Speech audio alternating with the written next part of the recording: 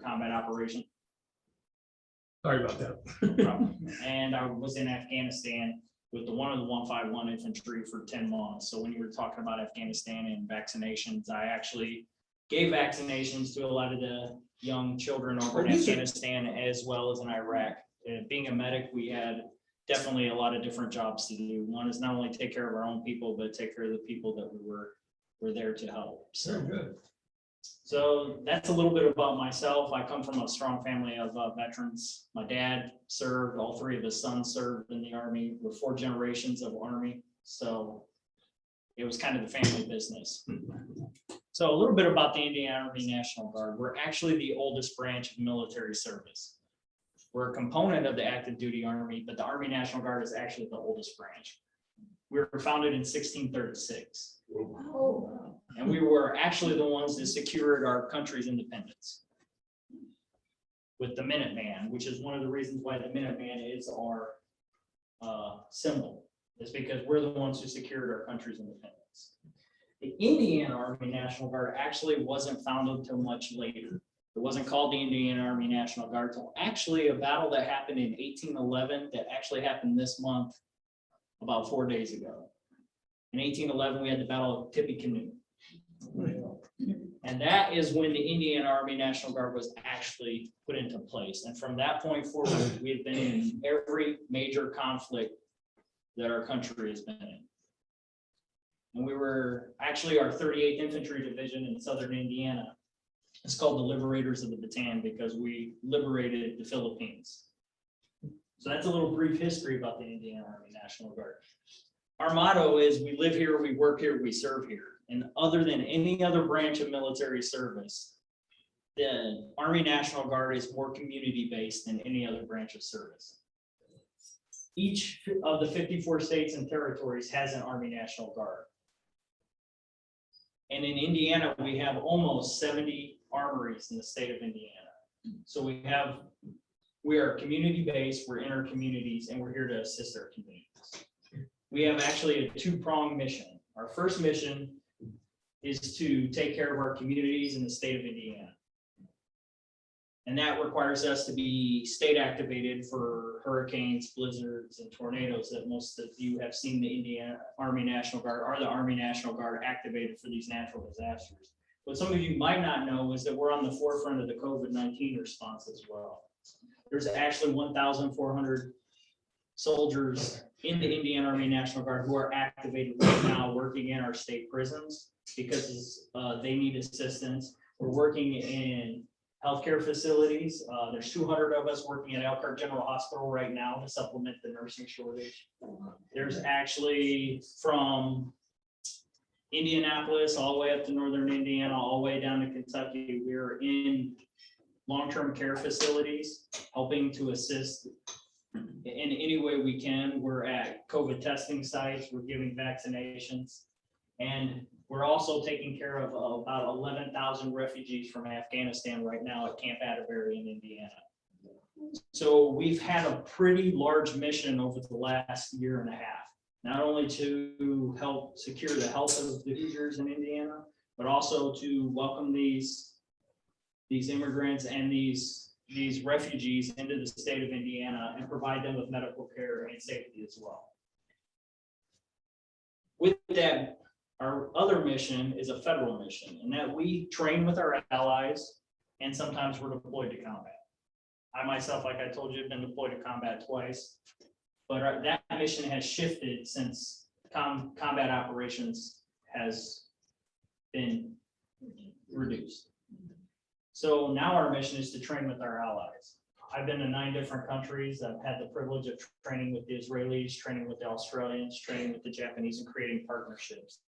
And that's what we do. We create partnerships with these nations, and it gives our soldiers a chance to visit these nations and understand that we've got it pretty good here in America. Because not every place that we've been is a very well-developed country.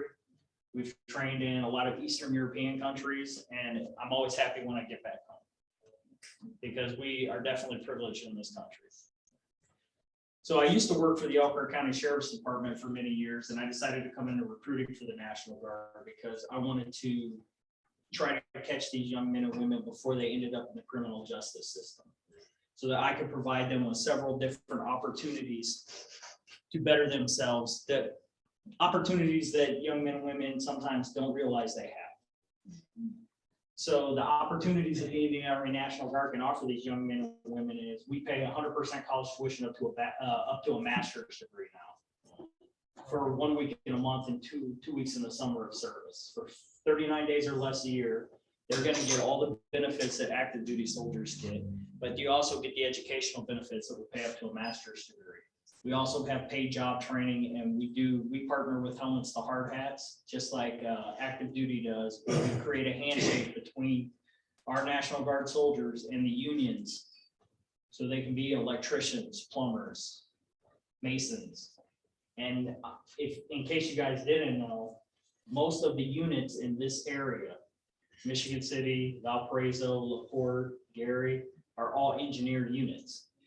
They have horizontal construction engineers, heavy equipment operators, plumbers, electricians.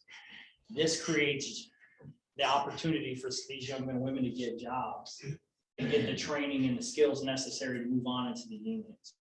So I work out of about 3 different high schools. My office partner just resigned. So I'm going to be working out of the 6 high schools here in LaPorte County. So I'm the Indian Army National Guard recruiter for all of LaPorte County. Our motto is we live here, we work here, we serve here. So I've lived in LaPorte County for quite a few years. I actually live in Cool Spring Township, in the Michigan City School District. My daughter goes to school in LaPorte County. So that it's not just a soldier coming into a community that's from Fort Lewis, who's going to be here for 2 years to enlist young men and women in this community, and then they're going to leave and they're not ever going to think about it. This is my home, and I'm working to make it actively better. And I look for opportunities to be able to work with everyone in the community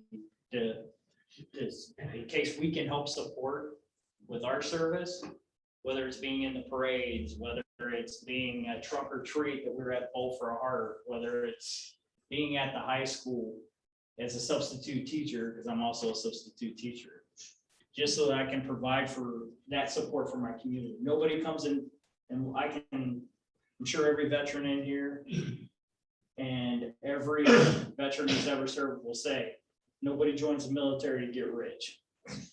All right, nobody joins it to get the benefits or the free meals on Veterans Day. It's about service. And as the motto is, service above self, that's what we're here for. We put service above ourselves, and we're here to support our community. And that's what the Indian Army National Guard does. Thank you.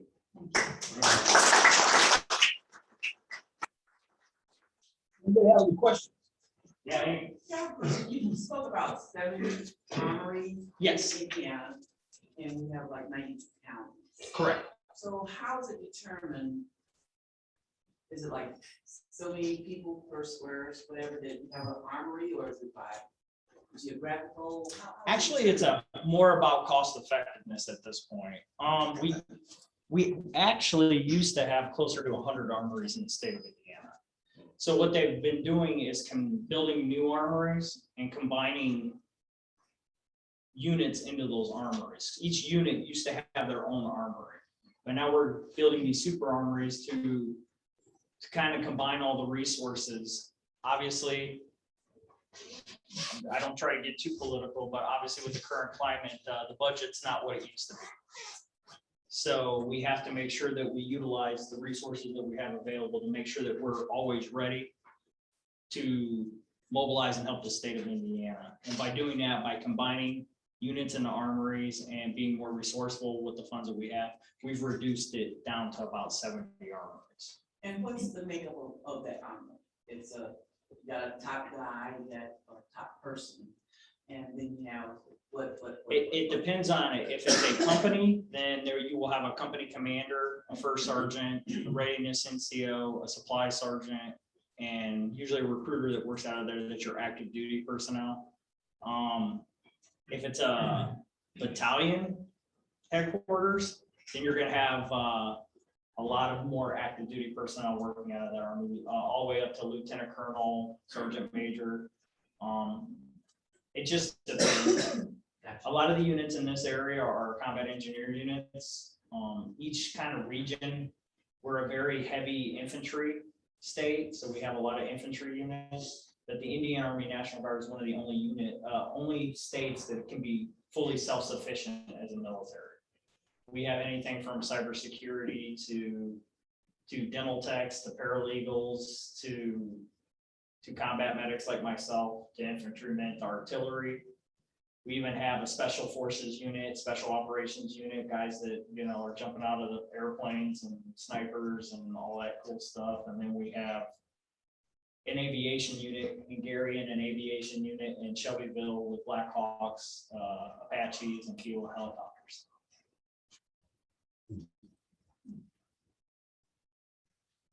Anybody else? Thank you very much. Yes, I'm the National Guard recruiter, yes. Oh, great. Jim and I would like to sign up. I would sign you up if I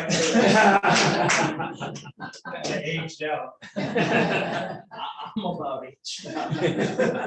So after retirement, there's a great organization you could join that has the motto "Service before self." Well, I did And my the lunches are research. really good. Don't wait till after retirement, join next week. Yeah, join next week. That's right. I'm definitely looking forward to getting more involved. I was recruiting out of Elkhart County, so I was away from my home. Now I'm in my own backyard, so I definitely want to do what I can to definitely improve my community and be a bigger part of it. You'd be welcome as a Rotary member. That's right. Matt Howell, here's our membership person. He can sign you right up. We do pay 100% college tuition. I can take university. There you go. All right. Anything else? Thank you very much. We appreciate it.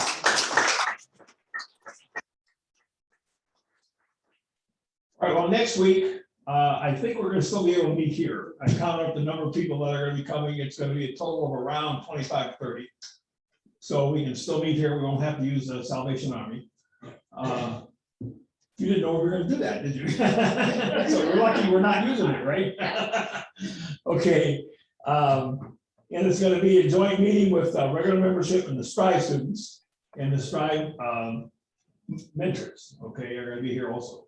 We're gonna have a speaker who's gonna be talking about the, what?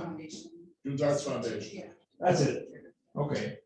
And he'll be here to talk about that, so we'll have our regular program, but we'll also have the STRIVE students and their mentors here as well, so that'll be nice. Okay, anybody else got anything else?